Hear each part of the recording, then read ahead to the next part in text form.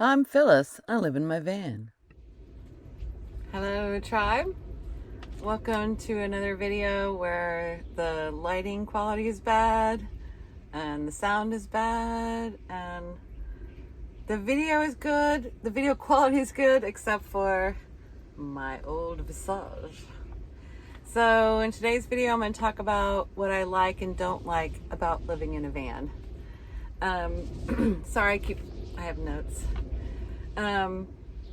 Overall, I love living in a van. I love it, and I've never honestly been happier in my whole life. I'm 58 years old, and I feel like this is the real part. This is the real part.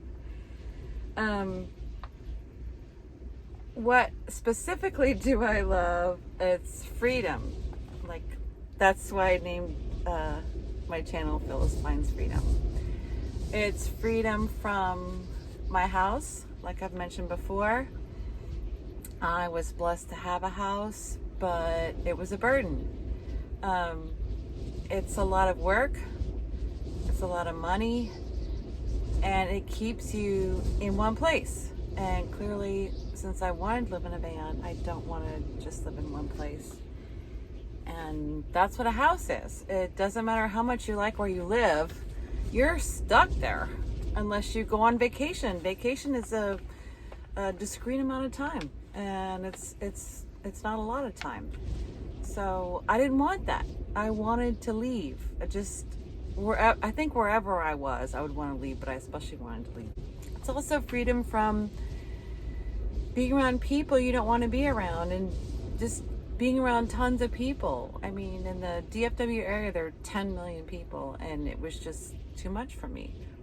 So if you're a person who just likes either being alone a lot or being alone some of the time or most of the time, you can do that this way. And you can pick how many people you want to be around. Like, I can be and am sometimes by myself for weeks at a time.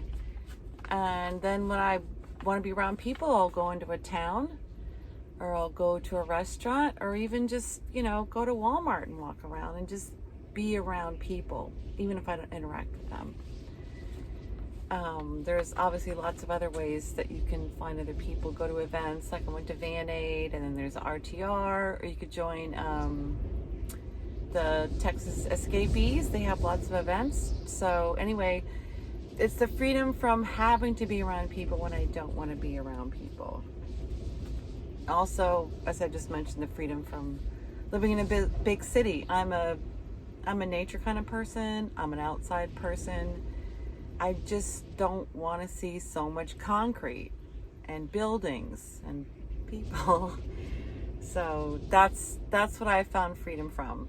And then freedom from just my regular life of taking care of other people, husbands, other men, children, just everything. And now the only thing I'm responsible for is this van. That's it. Me and my van. And I just feel light, because that is so much less than what I had before.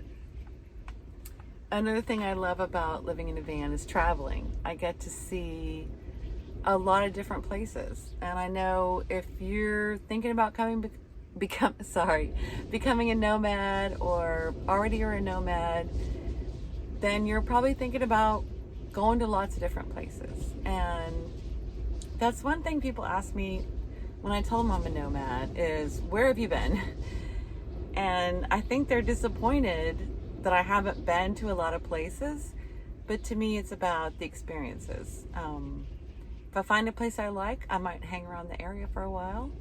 I'll bop around to different camping places, but my goal isn't to see like every city in the United States, like someone ragged on me about recently. Or some people, their goal is to visit every national park, and if that's what you really want to do, then God bless you. But that's not what I want. But I do have the freedom to travel and do what I want to do, which is a major asset. Another great thing about traveling is I can move with the weather. Like right now, it's beginning of March, and I was actually cold in the desert in Quartzsite, and I'm in Texas now on the beach, and I was hot today, which is kind of a luxury in the beginning of March. So I just can go where the weather is nice, and that's a real asset, being a nomad. Another asset is meeting different people. When you live in one place, you tend to end up with just the few people around you and your friends and the people you see in the grocery store, whatever like that. But when you're on the road, you meet all different kinds of people. That can be a detriment if you like stability. But for me, it's been an asset. Like I mentioned in a previous video, I've felt kind of like a misfit most of my life. And one thing I've loved is meeting other nomads. And there's a reason why people become nomads. A lot of us just felt like we didn't fit in regular society, regular culture. And that makes you more tolerant of other people, in my opinion. No, I'm not saying that about all nomads, but I feel like I fit in. I'm not saying everyone is weird. All nomads are weird in the way that I'm weird. But it's like we respect each other's weirdness, which is a gosh darn beautiful thing. I have to tell you, it's really beautiful. And I think some of y'all might, I'm so sorry. Some of y'all might have connected with that, and that's why you watching my videos and why you're commenting on my videos and giving me those supportive words, which I really do appreciate it. And I really do. I mean, I felt like such a misfit that I've had really a lot of trouble making friends in my life, and I have made a few on the road, and I want to tell y'all who've said positive things, and even if you're just watching and not saying anything, that I really do value that you're watching and commenting, and I really do think of y'all as like my online tribe, and I really mean that. I'm not just saying that. The last thing I'll say about what I like about being a nomad is it's cheap.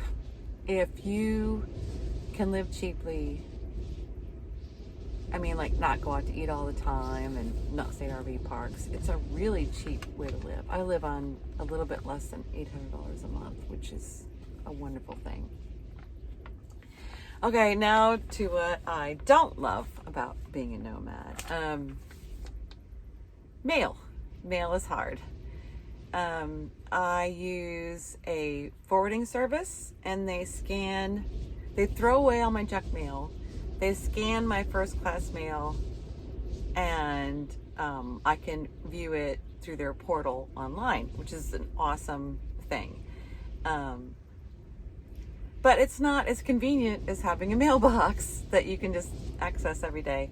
And then when I want to order something online, I have to think about where I am, where I'm going to be, either find an Amazon Dropbox or a local post office to get general delivery, or some cities have like a service like Quartzsite does where you can have a package delivered for a small fee, which is great. And those two options together, having the mail forwarding service and finding places that will accept a package, has totally worked for me.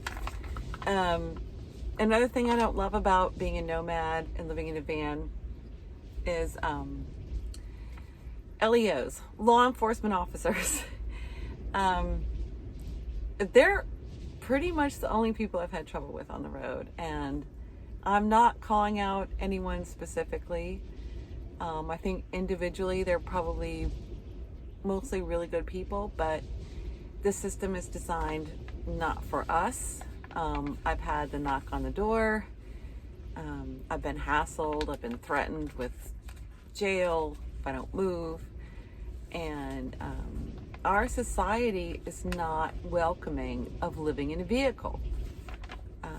We are considered homeless people. And as I mentioned in my previous video about homeless people, we're looked on as garbage, as are homeless people. So that's not positive.